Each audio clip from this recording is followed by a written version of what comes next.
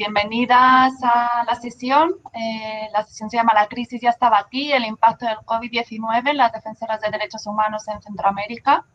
Muchas gracias al público, a todas las compañeras que se están sumando, también a las compañeras de la organización del foro y sobre todo a Marusia y a Lidia, las panelistas, por estar aquí, que sin ustedes pues no sería posible. Yo soy Fiona Montagut, de Calala Fondo de Mujeres. Nosotras somos un fondo que se creó hace 10 años en España para apoyar al movimiento de mujeres y feminista en América Latina y con un foco especial en América Central. Y en 2019 hemos entregado donaciones a unas 60 organizaciones de mujeres. Además, hacemos también fortalecimiento de capacidades y generamos oportunidades para la articulación y la generación de nuevas alianzas. Formamos parte de Próspera, que es una red internacional que agrupa 38 fondos de mujeres, algunos de los cuales están participando también en el foro. Y nosotras desde el año 2012 venimos apoyando a la iniciativa mesoamericana de defensoras de derechos humanos, que es una articulación de defensoras de distintos movimientos sociales de Guatemala, Honduras, El Salvador, Nicaragua, México, y que agrupa unas 690 defensoras ahora mismo.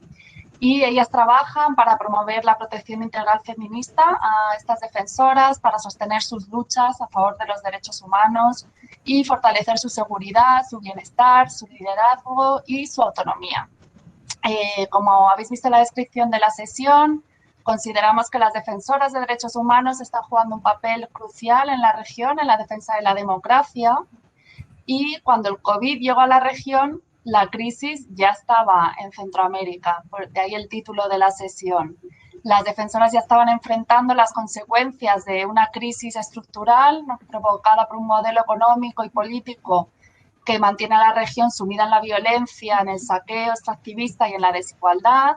Y en esta sesión vamos a tener a estas dos maravillosas panelistas de la iniciativa mesoamericana, que nos van a contar en exclusiva los principales resultados de un mapeo que han realizado sobre el impacto de esta pandemia en las vidas y las luchas de las defensoras. También vamos a poder pensar juntas cómo podemos dar respuesta a esta situación en este contexto y también cuál es nuestro papel como donantes. Para todo ello, pues contamos con Lidia Alpizar Durán, que es una feminista costarricense mexicana, codirectora ejecutiva de la iniciativa. Durante 10 años, Lidia fue directora de IWID, la Asociación para los Derechos de la Mujer y el Desarrollo, que es una organización feminista internacional, y actualmente es parte de la Junta Directiva del Fondo de Acción Urgente para América Latina, otro fondo de mujeres. También es integrante del grupo asesor de la Organización Feminista Internacional CREA. Ella es socióloga y egresada del programa de capacitación sobre incidencia en derechos humanos de la Universidad de Columbia en Nueva York. Bienvenida, Lidia. Gracias. Gracias. Muchas gracias por estar con nosotras. Y tenemos también a Marusia López Cruz, que es feminista mexicana, que vive actualmente en el Estado español. Tengo la suerte de tenerla cerquita. Ella es licenciada en etnología, máster en género y desarrollo. Trabaja como coordinadora de sistematización y conocimiento en la iniciativa. Fue directora para México y Centroamérica de la Organización Internacional Feminista Jazz. Y también es integrante de nuestro patronato, el Patronato de Calala, y de la Asamblea de Protección Internacional. La sesión la vamos a organizar primero con unas preguntas para las panelistas, que esta parte nos llevará más o menos una media hora. Después queríamos lanzar una pregunta nosotras al público y a partir de ahí pues iniciar una conversación un poquito más interactiva. Mientras tanto, les animamos a escribir en el chat sus comentarios, sus preguntas. Vamos a estar pendientes y yo voy a trasladar pues alguna de estas preguntas a las panelistas hacia el final de la sesión. ¿Cómo vamos? ¿Podemos empezar, Marusia? ¿Sí? Sí, perfecto. Muy bien. Pues entonces vamos a ello. Marusia, empiezo contigo. ¿Cuál es la situación ahora mismo de las defensoras en Mesoamérica en el contexto actual? Bueno, primero que nada, muchas gracias, Fiona, por la presentación y mucho gusto de ver a muchas compañeras queridas con las que hemos venido construyendo desde hace varios años, así que es un gusto poder estar también entre compañeras, entre defensoras.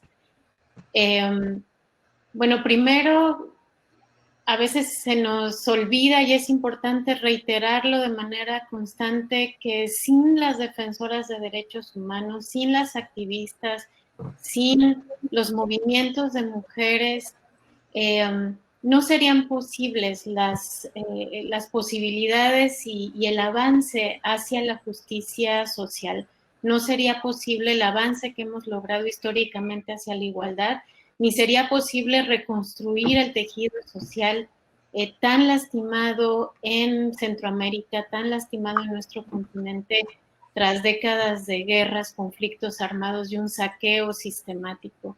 Entonces, cuando hablamos de defensoras, hablamos de esas mujeres que son las que han abierto caminos de paz, caminos de esperanza, caminos de justicia y las cuales son imprescindibles para que en esta crisis pandémica que estamos viviendo y cualquier otra podamos salir adelante con más derechos, salir adelante con más justicia social. Sí ven mi pantalla, ¿verdad, Fiona? Sí. Entonces aquí las vemos, ¿verdad? Aquí nos vemos reflejadas en todas esas luchas diversas de las mujeres en Mesoamérica. Cuando el coronavirus llegó a la región, las defensoras enfrentamos uno de los contextos más adversos para la defensa de derechos humanos que hemos vivido en las últimas décadas. Una crisis y una restricción que no habíamos vivido en un marco democrático de restricciones a las libertades y al derecho a defender derechos humanos, ¿no? Vimos cómo el colapso y el despojo neoliberal de los servicios públicos dejó vulnerables a millones de personas sin acceso a la salud, a la educación y a servicios básicos, entre las cuales hay muchísimas defensoras de derechos humanos. Vimos también cómo se aceleró el deterioro de las condiciones de vida y las comunidades viviendo con hambre. En plena emergencia sanitaria hemos visto cómo las empresas privadas están cometiendo graves abusos contra trabajadores y trabajadoras, cómo el extractivismo y las empresas extractivas no estuvieron en cuarentena, siguieron explotando los territorios con la restricción de las comunidades de poder salir a defenderse. Las mujeres hemos visto cómo nuestro trabajo de cuidado se ha explotado triple, cuádruplemente, y cómo la violencia machista se ha exacerbado, ¿no? Y cómo hemos muchas tenido que estar dentro de casa con nuestros agresores. En toda la región el enfoque de las medidas fue represivo, a excepción de México, que es parte de los países donde trabajamos en la iniciativa mesoamericana. Todo Centroamérica, sus estados tuvieron un enfoque represivo de las medidas contra el COVID que sirvió de pretexto perfecto para avanzar en el autoritarismo. Una de las primeras cosas que queríamos compartir es la clara diferencia entre las alertas de agresiones a defensoras que documentamos en 2019 y las que estamos viendo ahora en 2020. Entre el 8 de marzo y el 13 de septiembre del año pasado, documentamos 42 alertas, entre las cuales había al menos 4 asesinatos de compañeras defensoras. Este año hemos documentado 94 alertas, de las cuales 34 están directamente relacionadas con las medidas impuestas por los estados frente al COVID-19 y 7 asesinatos. Esa es la realidad, digamos, la fotografía grande que nos muestra cómo esta crisis climática, esta crisis pandémica, ha sido utilizada para agudizar la represión y las restricciones contra las defensoras, poniendo en riesgo incluso su vida. Muchas compañeras han sido asesinadas y como siempre lo hacemos en la iniciativa, es importante que no olvidemos quiénes son, cuál es su historia, cuál es su rostro, cómo detrás de cada una de ellas hay una lucha por el territorio, una lucha por la diversidad sexual, una lucha por la salud, una lucha por la libertad de expresión, luchas que fueron cercenadas por la violencia que hemos visto exacerbadas en este tiempo. Pero esa no ha sido la única forma de agresión. Las detenciones arbitrarias han sido otra de las constantes en este periodo.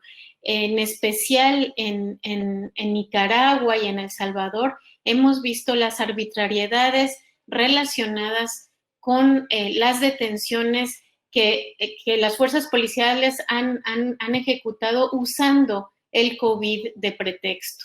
Por ejemplo, la defensora María Esperanza Sánchez en Nicaragua, que estaba presa en la cárcel de mujeres, tuvo todo un cuadro de salud que la ponían en muy grave riesgo y se le negó acceso a la salud en un momento donde era fundamental frente a toda la emergencia de casos de COVID. Y otras 4 mujeres que también estaban privadas de la libertad enfrentaron esta vulneración a su derecho a la salud. En El Salvador, otra defensora, Ana Cristina Barahona, fue detenida cuando se dirigía a conseguir medicamentos para su hijo de 3 años hospitalizados. La llevaron a estos centros de detención donde más de 2,000 personas fueron detenidas en El Salvador. No le proporcionaron medidas de bioseguridad y estuvo detenida por más de 30 días. Lo mismo pasó en Honduras, la defensora Evelyn Joana Castillo, que fue detenida cuando iba a buscar alimentos para su familia y estuvo detenida hasta el día siguiente. Estos son solo algunos ejemplos de muchos que se multiplican. Cada detención dejaba desamparada una familia, desamparada una organización y una comunidad. Hemos visto también cómo las agresiones a quienes defienden el territorio y los bienes comunes se han incrementado, y tenemos el ejemplo emblemático de las defensoras hondureñas, del COPIN y de la OFRANE, organizaciones lencas y garífunas que han enfrentado un terrible acoso en estos meses de pandemia. A pesar del confinamiento, miembros de la organización OFRANE, que sabemos tiene un protagonismo fundamental de las mujeres, han sido asesinados, cosechas de sus comunidades han sido quemadas, lagunas envenenadas, es decir, un acoso persistente por parte de estas organizaciones emblemáticas, y lo mismo vemos en Guatemala y en otras partes de la región. La difamación y el acoso también ha aumentado. Vemos cómo frente al miedo, frente a la desinformación, la sociedad ha sido mucho más permisiva con estas medidas de control social de los gobiernos y establecerse como salvadores de la humanidad, y han usado esta mayor permisividad para aumentar y recrudecer el acoso y la difamación de las defensoras de derechos humanos, que están siendo críticas y están observando las violaciones a derechos humanos en este contexto pandémico. Y un caso particularmente grave es el de El Salvador, donde hemos visto un aumento muy fuerte de las agresiones digitales, de los ataques digitales orquestados directamente desde la presidencia de la República, usando insultos y agresiones y amenazas sexistas y machistas, poniendo en riesgo, por lo tanto, a las defensoras de derechos humanos. Por ahí lo dejaría en este momento. Muchas gracias, Marusia. Lidia, ¿te apetece compartir con nosotras algunos datos sobre este mapeo que habéis hecho sobre el impacto del COVID en las defensoras de derechos humanos en la región? Sí, muchas gracias, Fiona, y gracias a Kalala por el liderazgo para organizar este panel, y pues un placer estar con todas y todos ustedes. Veo que hay bastantes personas conectadas a esta actividad. Maru, ¿me puedes echar la mano proyectando, por favor? Y les voy platicando mientras tanto. La iniciativa que los impactos en las compañeras defensoras que acompañamos países y teníamos como mucha información más anecdótica de tipo de impactos, decidimos hacer un mapeo con defensoras de todos los países. Entonces, estamos en el proceso de revisar y analizar toda la información que hemos recolectado con este mapeo, y hoy les quiero compartir algunos datos que me parece son que están enfrentando las defensoras distintos países a partir del impacto de la crisis por COVID. Vamos con la primera, Maru, por favor. Gracias. Entonces, el objetivo de este mapeo fue sobre todo recolectar información para analizar la situación de las defensoras, explicar el tipo de afectación en distintos ámbitos de sus vidas, de manera que como iniciativa pudiéramos diseñar respuestas y también poder otros. Mapeo lo hicimos a través de una encuesta que fue aplicada de diferentes formas, en línea, por correo electrónico y también por vía telefónica, y en algunos casos, cuando fue posible, por vía presencial. Se hizo un esfuerzo particular de llegar a compañeras que no tienen acceso al Internet para poder recopilar información de compañeras que tienen mucho más desconexión, ¿no? Dada la precariedad de la comunicación. Entonces, vamos con la siguiente, porfis. Entonces, voy a compartir algunos datos preliminares. ¿Quiénes son las compañeras que respondieron? Ahí pueden mirar, recolectamos respuestas de 475 compañeras. Ahí pueden mirar en la pantalla cuántas más o menos de cada país. Y algo importante es que algunas compañeras que respondieron son compas mesoamericanas que están fuera de la región, 38 de ellas que están viviendo actualmente en el exilio, por lo menos con 2 años fuera de sus países, la mayoría de ellas, y al menos 21% de las compañeras se autoidentificaron como compañeras afrodescendientes o de pueblos originarios.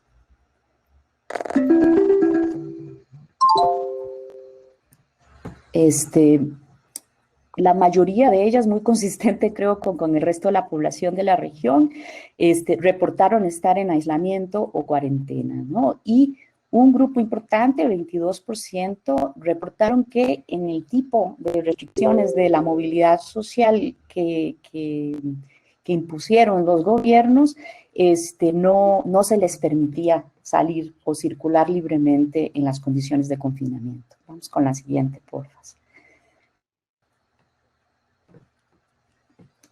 El ámbito de la salud obviamente es uno muy importante que miramos y creo que aquí hay un vínculo muy importante con la presentación que hacía Marusia antes.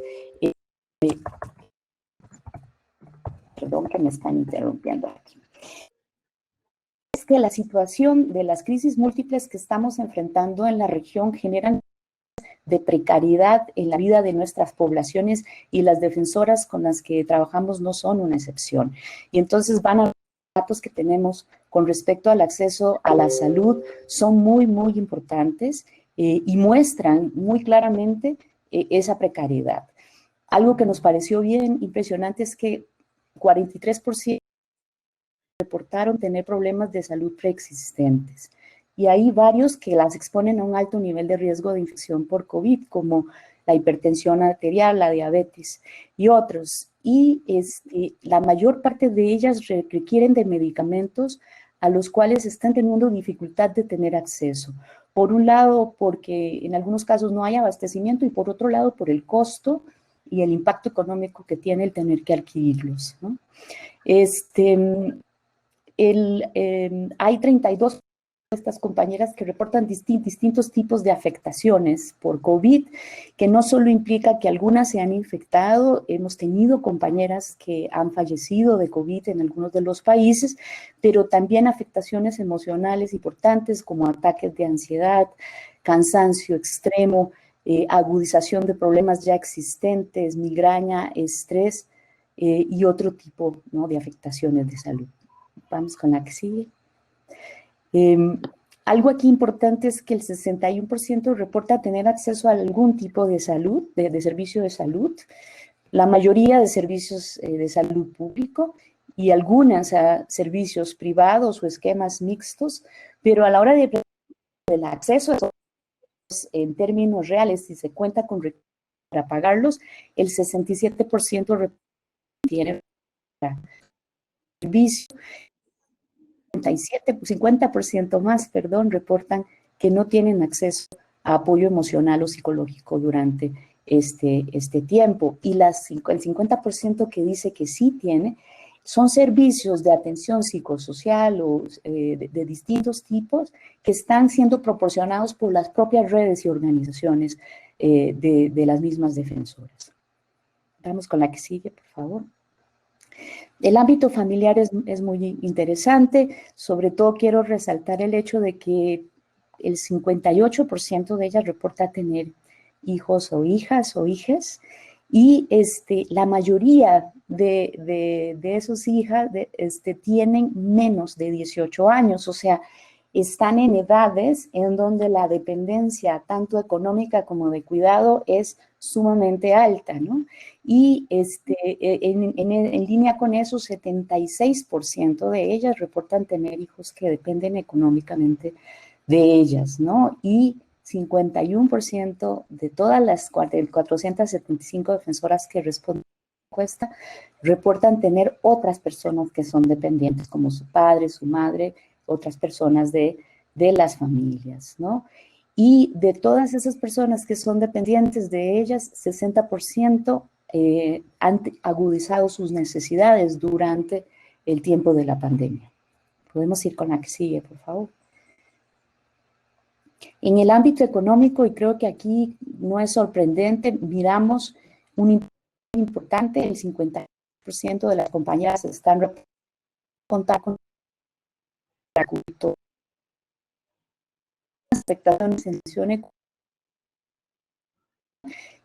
tienen que ver con una reducción importante de ingresos. Recuerden que muchas compañeras generan ingresos a través de actividades como tienditas familiares o negocios familiares que cerraron, la provisión de recursos a través de consultorías, de talleres que no están pudiendo hacer. Algunas otras dijeron, de plano, dejamos ingresos, y otras dicen, bueno, tenemos mayor responsabilidad económica porque ahora hay más hijos que regresaron de la cuarentena, o otras familias, y entonces hay un aumento de los gastos, y por otro lado hay aumento en el costo de la vida porque han crecido los precios, ¿no?, de productos básicos. 63% de ellas están reportando hacer un... Próximo, porfa.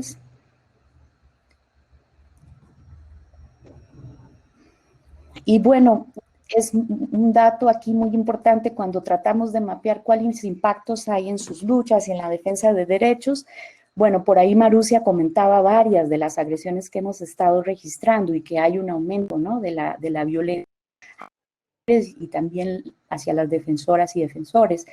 En este caso, las compañeras, el 66% de ellas reportan que ellas consideran que están en mayor riesgo, ¿no?, desde el inicio de la pandemia. Muchas de ellas, al estar en cuarentena, están en sus casas, están siendo objeto de hostigamientos, de allanamientos, de robos, y en algunos casos también de detenciones arbitrarias, como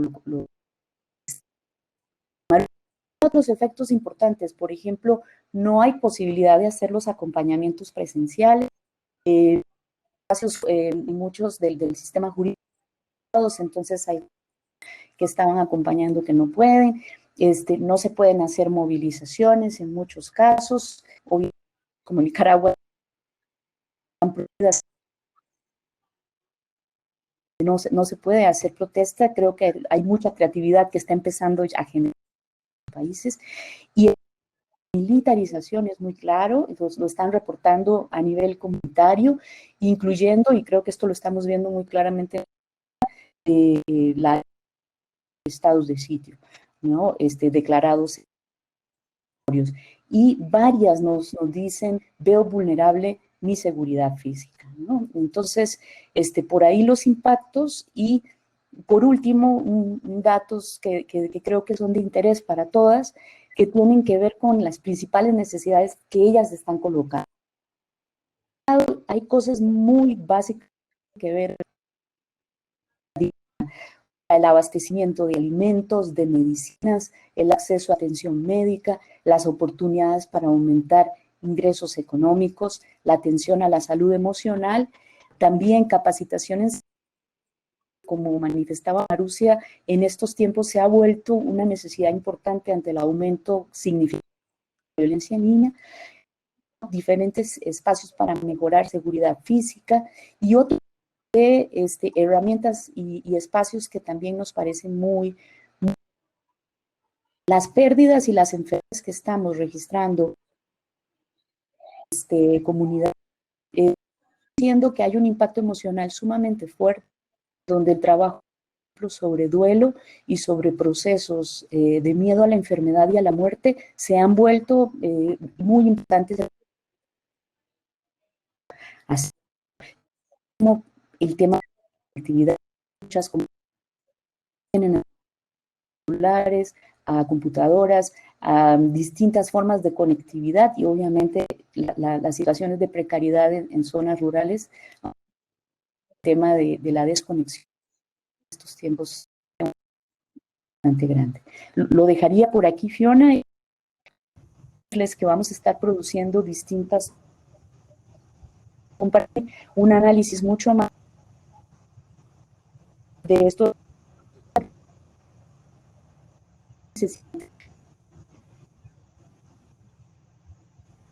impactado en países de Centroamérica.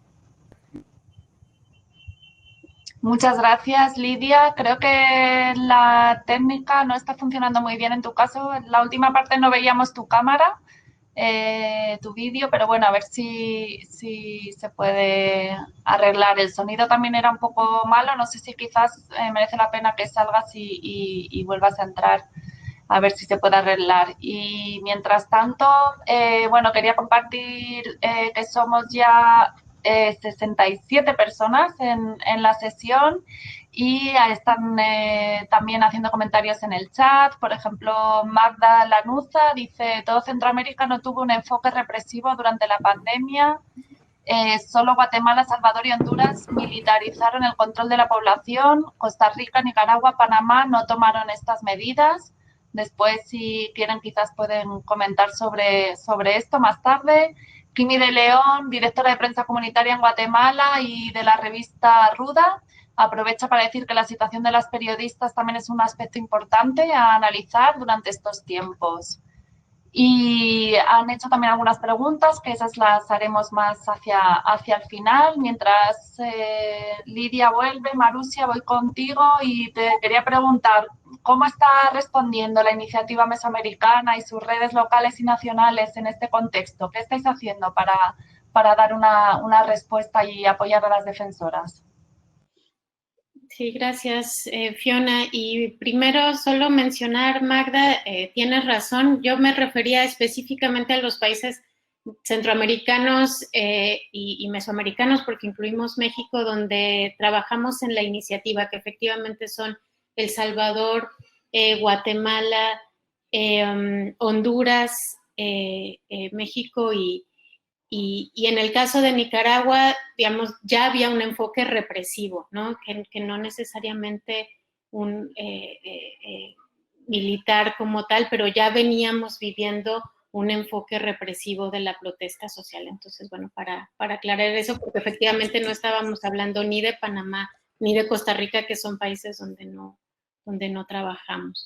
Respecto a tu pregunta, Fiona, bueno, queríamos simplemente compartir algunos elementos de cómo nosotras desde la iniciativa hemos respondido a este momento realmente tan desafiante para todas nosotras, para todas nuestras luchas. Yo creo que a la par de toda esta respuesta represiva, restrictiva, de todas estas vulneraciones a derechos fundamentales que hemos visto en estos meses, hemos también, en contraparte, mirado cómo ha emergido la solidaridad, el apoyo mutuo, las alternativas de economía solidaria. Nos hemos dado cuenta que toda esta reflexión que ya veníamos haciendo respecto a la necesidad de un cambio profundo de modelo económico, de modelo social, se vio claramente reflejado ante esta crisis, ¿verdad? Son las comunidades que respondieron a la crisis desde otros paradigmas quienes han podido poner en el centro la vida digna y los derechos de las personas. Entonces, nunca como antes había sido explícita esta necesidad. Entonces, nosotras una de las acciones que hicimos fue empezar a poner en común todos los recursos de economía solidaria, de protección integral feminista, de autocuidado, de cuidado colectivo, de sanación, que las compañeras y las organizaciones vinculadas a la iniciativa estaban generando en sus comunidades y en sus espacios. Traer la experiencia misma de la iniciativa mesoamericana, construyendo redes de cuidado entre defensoras para utilizarlas y aprovecharlas en este contexto de pandemia. Y entonces hicimos la campaña Ante la Crisis, que ustedes pueden ver en redes sociales, pero que tiene mucho trabajo que no es visible, de conexión y de seguimiento entre defensoras, entre compañeras y por parte de los equipos de seguridad y de cuidado colectivo y sanación que tiene la iniciativa para asegurar que pudiéramos transitar este momento tan difícil acompañadas, sin sentirnos solas y recordándonos toda la sabiduría que hemos construido respecto al cuidado y la protección históricamente. Hemos hecho también un trabajo importante de apoyar a las organizaciones y a los colectivos y comunidades que forman parte de las redes nacionales de la iniciativa mesoamericana en su trabajo de ayuda humanitaria y de solidaridad para atender necesidades básicas. Y ahí hay una gama muy amplia, ¿no? Desde huertos familiares, canastas de productos básicos, ollas solidarias, en fin, toda esta gama de acciones de apoyo mutuo que fueron fundamentales y que obviamente las defensoras y sus organizaciones estuvieron al frente de muchos de estos procesos que desde la iniciativa también fuimos acompañando y apoyando. Hemos hecho un trabajo muy importante de apoyo psicosocial, autocuidado y sanación desde las cosmovisiones de los pueblos originarios que venimos trabajando desde hace ya varios años y que ha resultado ser de una gran necesidad, no solo para enfrentar el desgaste, la incertidumbre, todas las afectaciones psicosociales que estamos viendo, sino para no perder la esperanza y no perder el sentido de nuestra acción política y poder mirar más allá de esta situación que a veces nos resulta tan abrumadora. Hemos hecho un acompañamiento muy cercano, cada uno de los equipos, como decía, de seguridad, de autocuidado, de cuidado colectivo que hay en cada una de las redes nacionales, ha hecho un acompañamiento virtual, telefónico, constante, desde el primer momento a las compañeras defensoras que estaban en riesgo y que veníamos acompañando, a las que tuvieron agresiones en el marco de la pandemia, las que necesitaban también reubicaciones seguras, en fin, se hizo todo un trabajo de protección y de acompañamiento en protección que mantenemos hasta el momento. Y que además hemos tenido que virtualizar con los desafíos que implica hacer un análisis de riesgo virtual, hacer un acompañamiento virtual y hemos ido aprendiendo pues sobre la marcha. Hemos hecho también un trabajo de movilización de recursos y capacitación para la comunicación virtual y la seguridad digital, desde algo tan básico como comprar tiempo aire, como hacer recargas telefónicas, comprar equipos de mejor calidad y luego todo el ámbito de la seguridad digital que, como ya decía Lidia, se ha visto fuertemente vulnerado en varios de los países. Y hemos seguido haciendo a través del sistema de registro que tenemos en la iniciativa toda una documentación y posterior denuncia de las agresiones que como defensoras hemos ido viviendo en este contexto.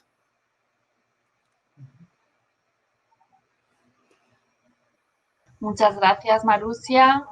El chat estaba muy activo. Lidia estaba aclarando a algunas compañeras que estaban preguntando si estos datos estaban accesibles. Hay una publicación que se puede encontrar en la página web de la iniciativa, una publicación con los datos preliminares y que en el futuro también habrá información más detallada con los datos del mapeo y que sí que cuentan con datos sobre mujeres con discapacidad y mujeres indígenas que estaban preguntando por el chat. También Eric de Exaí estaba diciendo, en estos tiempos de COVID-19 muchos derechos se invisibilizaron, la niñez y las mujeres fueron los más afectados. Todavía es muy prematuro conocer el impacto de las familias de El Salvador. Muchas gracias por vuestra interacción. Pasamos, Lidia, si te parece, a la última pregunta que os vamos a hacer, que sería ¿qué obstáculos y qué oportunidades han encontrado en la relación con sus financiadores en este contexto? Justo estaba diciendo Marusia que una de las respuestas ha sido intentar movilizar más recursos y, bueno, ¿cómo ha ido en este sentido y cuáles han sido las facilidades y las dificultades que han encontrado en esta cuestión? Sí, gracias, Fiona. Y nomás responder también una pregunta en el chat sobre cómo entendemos quiénes son las defensoras, sino nada más comentarles que tenemos una definición bastante amplia de defensoras que incluye también las lideresas comunitarias, ¿no? Las compañeras periodistas, por ejemplo, las activistas, etcétera. Entonces, es bastante amplio el concepto y bastante amplia la diversidad de las compañeras defensoras que participan de las redes y del trabajo de protección que hacemos como iniciativas. Una cosa que me olvidé decir es que las compañeras que respondieron la encuesta y que participan en los distintos espacios de la iniciativa trabajan en un amplio rango de derechos humanos, de derechos de los pueblos, de derechos ambientales, por ejemplo. Entonces, es bastante diverso, digamos, el grupo de compañeras que acompañamos.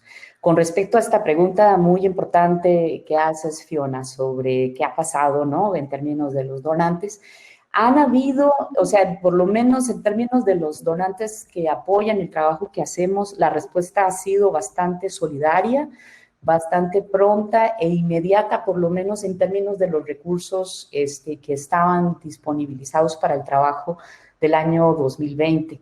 Ha habido flexibilidad a distintos niveles. Por un lado, para poder reubicar recursos para la atención de las necesidades más sentidas de las compañeras defensoras en los distintos países, ¿no?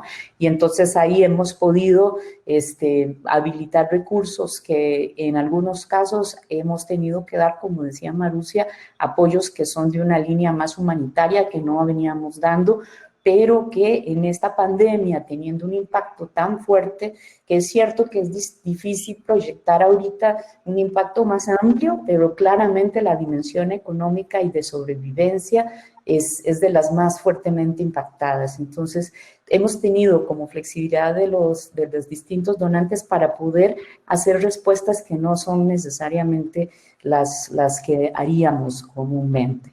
Por otro lado, hubo algunas donantes que ofrecieron recursos adicionales específicamente para la respuesta COVID, los cuales pues han sido parte también de la respuesta a esas estrategias.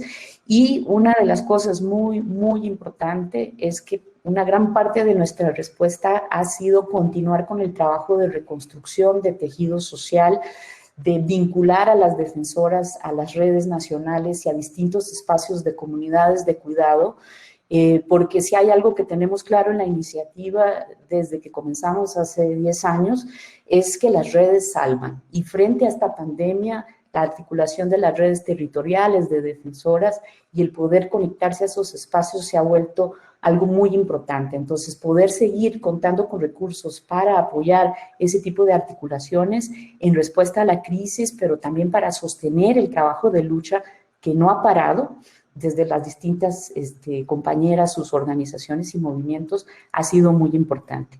Han habido donantes que sí han dicho, vamos a cambiar prioridades, entonces no sabemos si el próximo año van a haber recursos para apoyarles. Han habido donantes que tienen recursos que son muy restringidos y entonces no tienen ninguna flexibilidad, y entonces ahí sí ha sido más complejo como poder cumplir con las necesidades, como responder a las necesidades más inmediatas, pero en general ha habido una respuesta, por lo menos de corto plazo, bastante buena. Ahora, el panorama de mediano plazo creo que es una de las preocupaciones muy importantes, ¿verdad? Porque pues hay mucha incertidumbre de, por ejemplo, si los donantes bilaterales o las fundaciones privadas cómo van a estar, ¿no? Los recursos que van a posibilitar. Y bueno, han habido fundaciones que están teniendo un papel importante en la región, como por ejemplo, no sé, la Fundación Ford, que han tenido iniciativas nuevas para posibilitar más recursos, ¿no? Pero creo que aquí también es muy importante hablar de algunas recomendaciones que creemos que son fundamentales, que es importante tomar en cuenta como donantes hacia adelante.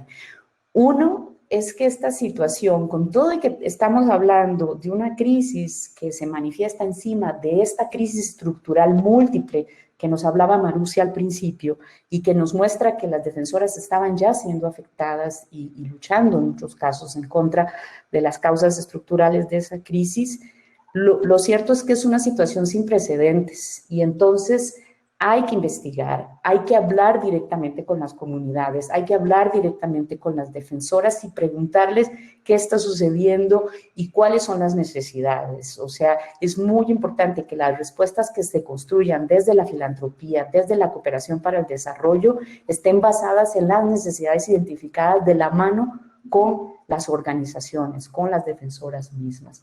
Eso nos parece que es muy importante y construir conocimiento de forma muy colaborativa, porque es una crisis sin precedentes y los impactos son muy profundos. Por otro lado, nos parece que es importante sí pensar en la sostenibilidad de las organizaciones y de las luchas y de los movimientos. Y aquí creo que el mapeo nos habla mucho de un desafío muy grande y es que el impacto en las condiciones de vida de las compañeras y sus comunidades está siendo profundo.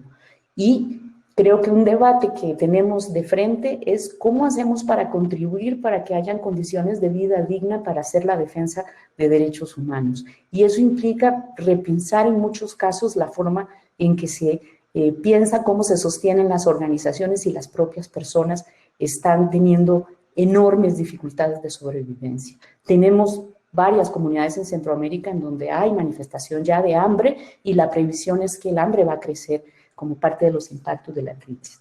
Por último, y trato de responder ahí un poquito una pregunta del chat, es que no se nos puede olvidar que hay represión, que hay violencia, que las tendencias de autoritarismo, de militarización, de fortalecimiento de actores como las propias empresas extractivas, como el crimen organizado, siguen ahí. Y como vimos en los datos, hay un aumento de la violencia. Entonces, la respuesta a la crisis de COVID tiene que incluir la protección. Es vital que hayan recursos para continuar fortaleciendo respuestas integrales a estas violencias que continúan y no podemos pensar protección sin poner en el centro el cuidado, que creo que esta crisis también nos deja muy claro la importancia que tiene. Entonces, es muy importante proporcionar recursos, por ejemplo, para atención psicosocial y para otras formas de cuidado que son necesarias para sostener también a las compañeras que están haciendo un trabajo de respuesta al propio COVID y a todas las otras crisis que continúan, muy impresionante y en condiciones de mayor precariedad. Muchísimas gracias, Lidia, y sí, desde luego, pues ese escenario a medio plazo es el que ahora mismo nos preocupa mucho porque esta es una crisis sin precedentes. Queríamos devolver un poco la pregunta al público, también saber cómo donantes, como organizaciones de la sociedad civil, como instituciones, ¿cómo creen ustedes que pueden apoyar a las defensoras de derechos humanos en la región en este contexto? Si quieren contarnos un poco por el chat. Decirles que desde Calala pues mantenemos, por supuesto, nuestro compromiso con apoyar a la iniciativa e intentar seguir movilizando recursos para apoyar su importante labor. También hemos contribuido a visibilizar cómo están viviendo las defensoras la pandemia y cómo están respondiendo ante ella, ¿no? Por ejemplo, a través de varios webinars que han tenido mucho éxito de convocatoria. También nos hemos sumado a sus campañas de denuncia y estamos ayudando como a través de este evento a que su situación sea conocida también por otros financiadores. Si quieren nos pueden contar otras ideas que tengan. Y quería trasladar también una pregunta, bueno, un par de preguntas. Has mencionado justo ahora, Lidia, el tema del autocuidado. Preguntaba Andrea Aguilar si tienen recomendaciones para el autocuidado de las defensoras en estos tiempos. Y Adilia Moreno pregunta cómo distinguen el activismo político del feminismo y la defensa de los derechos sexuales y reproductivos. No sé si Marusia, Lidia, se lanzan a contestar alguna de estas preguntas.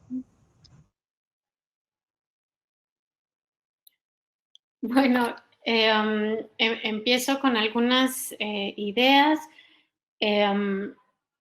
Como decía, en la campaña frente a la crisis que pueden encontrar en las redes sociales hay una gama muy amplia de herramientas, de recursos, de recomendaciones que hemos estado compartiendo de cara a la crisis actual, pero que no son nuevas, ¿verdad? Que tienen que ver con la experiencia acumulada por las defensoras, sus organizaciones y comunidades en construir condiciones de bienestar, condiciones de cuidado para hacer la acción política más sostenible. Entonces ahí pueden encontrar desde publicaciones con distintas metodologías y cosmovisiones de cuidado, pueden encontrar ejercicios, pueden encontrar también distintas expresiones del autocuidado y llamados también a que las defensoras vayan compartiendo cómo están abordando esta situación en su día a día.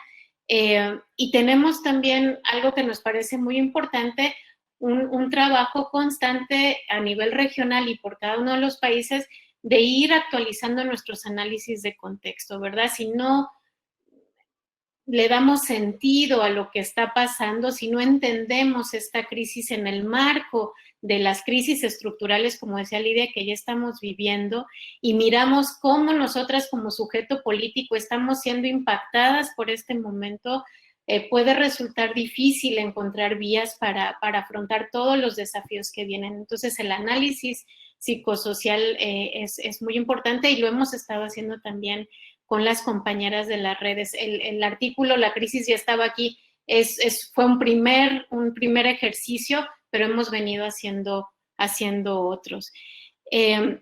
Algo que también hemos querido hacer es reconocer aquellas experiencias de cuidado colectivo que han enfrentado la pandemia desde otros paradigmas. Un ejemplo muy claro es el de Ofrane y los centros de salud comunitaria y toda su manera de abordar la pandemia construyendo comunidades de cuidado. Entonces, con ellas hemos aprendido, con la Red Nacional de Defensoras se publicó un manual de cómo ellas están atendiendo el fortalecimiento de la salud, cómo ellas están abordando el trabajo comunitario para cuidarse mutuamente, y así como la experiencia de Ofrane, hemos ido también documentando otras y poniéndolas en el gran valor que tienen. Y luego está todo el trabajo de acompañamiento. Ha habido todo un trabajo de atención terapéutica, de seguimiento diario, de abrir espacios de intercambio, de reflexión y espacios terapéuticos como tal, para ir abordando todas las emociones y, como decía, dándoles un sentido. Entonces, yo les invito a que vean la campaña, los recursos que están ahí y que nos pregunten también, obviamente, a través de las redes sociales de la iniciativa por cualquier otra cosa. Y dejo la otra pregunta para Lidia y también si quiere completar cualquier cosa sobre esto. Sí, gracias. Creo que nada más esta última parte que señala Maru es muy importante, que es poder recuperar y compartir como saberes ancestrales que las comunidades están utilizando activamente, sobre todo en la prevención, por ejemplo, del virus y porque tenemos sistemas de salud que pues básicamente no llegan a la mayoría de las comunidades y entonces distintas alternativas comunitarias son como sumamente importantes. Y también van a ver que en las herramientas de autocuidado puse una de las herramientas en el chat ahorita, pero pueden ver más en nuestra página web. Estamos también tratando de trabajar con herramientas muy sencillas que las defensoras pueden hacer en sus casas, que ayudan a manejar niveles de estrés, de ansiedad, de cansancio, que como vieron en el mapeo salen como una de las afectaciones fuertes, pero pues sí tenemos que hacer un trabajo muy, muy grande sobre las horas adicionales de trabajo de cuidado que están haciendo ahora las defensoras en sus casas y que están dentro de los hogares distribuidas de forma sumamente desigual. ¿Cómo entendemos la diferencia como ahí? ¿Cómo entendemos lo de activismo político? Estoy buscando la pregunta, pero pues básicamente el activismo político. Si está vinculado a partidos políticos, no lo consideramos dentro, digamos, de las defensoras, ¿no? Serían líderes políticas como en espacios formales. Esas compañeras no se les acompaña. Al feminismo como tal, pues hay como, lo acompañamos en términos de las diversas expresiones del movimiento feminista, las distintas luchas que hace de transformación de la sociedad, y entonces ahí acompañamos una gran diversidad de compañeras, incluyendo las que trabajan derechos sexuales y reproductivos, pero también compañeras que están construyendo diversas formas de feminismo, como el propio, por ejemplo, feminismo comunitario que se construye desde las compañeras feministas indígenas, ¿no? Entonces, por ahí iría la respuesta. Gracias. Sí, ¿querías decir algo más, Lidia? No, que veo algunos comentarios en el chat de algunas compañeras como Kimi de León de la prensa comunitaria en Guatemala. Exacto. Sí. Que creo que son súper importantes. Hemos estado también trabajando muy de cerca con prensa y la necesidad de acompañamiento para sobrevivencia, para acompañamiento de salud, para acompañamiento de salud mental. O sea, no podemos desestimar el impacto que esta crisis está teniendo en reavivar traumas de pérdidas que vienen de la guerra, por ejemplo, duelos que no fueron procesados y que están traduciéndose en más fatiga y en depresión, ¿no? Muy fuerte. Entonces, hay un desgaste muy grande que estamos sintiendo en las compañeras de las distintas comunidades y no podemos perder de vista la dimensión de los apoyos para salud mental. Y algo que coloca Kimi ahí en el chat que me parece muy importante es que el impacto para las personas defensoras que están enfermándose de COVID es muy diferenciado y hay algunas compañeras que no se recuperan después de varios meses y que quedan con padecimientos crónicos que están generando discapacidades importantes que las organizaciones y las redes de solidaridad y estas comunidades de cuidado están asumiendo y que requieren de una gran cantidad de recursos. Entonces, se está teniendo que responder a todas estas necesidades y encima se sigue respondiendo a la represión, los ataques, la violencia, ¿no? Que eso es parte de la complejidad del momento. Y una mención, perdón, Fiona, especial a las periodistas, porque algo que, bueno, la iniciativa desde que surgió empezó a incorporar, integrar y construir un diálogo con las periodistas que estaban defendiendo el derecho a la libertad de expresión, que estaban documentando, reporteando, generando análisis sobre las violaciones a derechos humanos, y ha sido una alianza de un aprendizaje mutuo muy importante, ¿no? Y de considerarnos defensoras mutuamente, y sin duda ha sido uno de los grupos que hemos visto con mayor vulneración, ¿no? No solo porque se enfrentan a un momento de desinformación brutal, de grupos de poder interesados en desinformar, en desestabilizar, sino también en todas estas campañas desde los propios estados, desde los propios gobiernos, difamando y poniendo en duda la veracidad del trabajo de las periodistas. Entonces, hay entre los casos de compañeras asesinadas, hay periodistas, porque hemos visto que está particularmente vulnerable también en este contexto. Muchas gracias. Sí, era muy interesante el comentario de Kimi de León. También Eric de Exaí dice la articulación del trabajo y el intercambio de experiencias es fundamental. También es necesario realizar diagnósticos comunitarios para contar con elementos de la realidad y formular propuestas pertinentes al contexto de los países. Talia Vega, de Jazz, dice: desde Jazz hemos relanzado un fondo de movilización para emergencias a partir de un diagnóstico de necesidades de las aliadas con quien trabajamos. También los apoyos que se han dado han sido básicamente para responder a necesidades básicas de alimentos y de medicinas. Y Whitney de León comparte un manual de técnicas que realizaron desde su colectiva para contener las vivencias de la crisis sociopolítica en Nicaragua. Están quedando muchos recursos interesantes en el chat. Ha compartido también Marusia el artículo La crisis ya estaba aquí, además de los manuales y recursos de autocuidado. Así que muchas gracias. Ya estamos terminando. No sé si Marusia, Lidia, ¿queréis decir algo para cerrar? ¿Alguna última cosa que quieran comentar? Maru, no sé si quieres ir vos. Bueno, pues agradecer este espacio. Como decía al principio, creo que han estado aquí en la sesión pues compañeras con las que hemos construido. Estamos en un momento realmente muy desafiante para la acción política por los derechos humanos. Y eso nos desafía no solo porque las condiciones básicas de vida están vulneradas, sino porque tenemos el enorme desafío de pensar alternativas sistémicas y poderlo hacer entre compañeras diversas de distintos territorios, utilizar además este foro para pensar desde la filantropía, desde la movilización de recursos para los derechos humanos, cómo asegurar que estas luchas que son fundamentales, que han logrado los avances en la democracia, en la justicia social, sigan siendo posibles, pues es una oportunidad muy importante. Así que gracias por haber estado con nosotras en la sesión.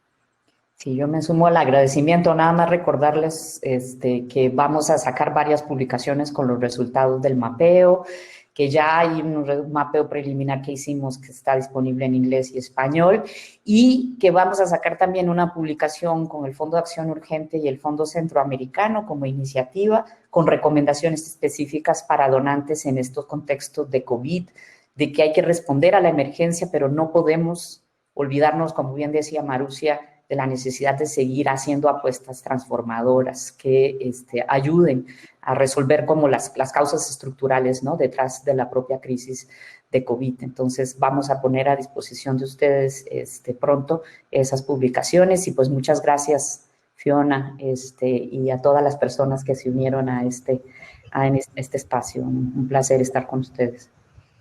Pues muchas gracias, Marusia, Lidia, por vuestros valiosos aportes. También, por supuesto, a la organización del foro. Ojalá que el año que viene pueda ser presencial, que es mucho más cálido que a través de las pantallas. Muchas gracias también al público, que además ha sido muy interactivo y dejando ahora palabras muy bonitas. Siempre aprendemos de ustedes. Qué precioso panel, excelente panel. Muchas gracias por sus valiosos comentarios y preguntas. Bueno, pues muchísimas gracias y nada, les animamos también a buscar más recursos en la página de IM Defensoras y a estar atentas a sus redes sociales, donde nos irán informando cuando saquen nuevos materiales. Y que vaya bien el último día de foro. Muchas gracias. Gracias, buenas tardes. Hasta luego. Adiós.